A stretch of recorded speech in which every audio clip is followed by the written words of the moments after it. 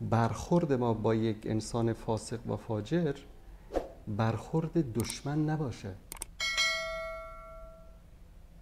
برخورد یک انسان کاره و انسانی که از این متنفر است نباشه.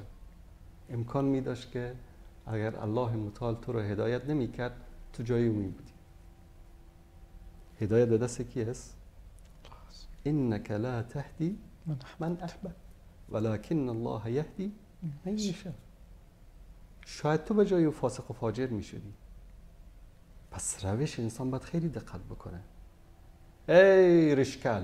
ولی بعضی از علما مثلا بعضی از دعوتگران می بینیم که مثلا دارن نصیحت میکنن، امر معروف و نهی از منکر میکنن، بر علیه یک عالمی یا یک دعوتگری صحبت میکنن. قال الله میگی علی عینی و راسی، قبول کردم. قال رسول الله میگی قبول کردم. اشتباهات علمی بیان میکنی قبول کردم. نقد علمی میکنی قبول کردم.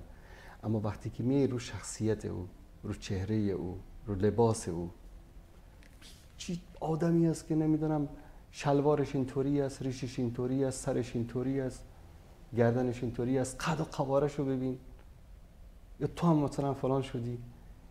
این روش مناسب نیست. تو اگر منکری در سر و وضع اون میبینی، برو در تلفنش، در واتساپش، در کامنتی، در جای خاص براش بنویس. اگر قبول نکرد، اگر رد کرد، بعد از اون تو میتونی این چیزا رو نقد بکنی. و این اولویت یک دعوتگر نیست که نقد شخصیت بکنه.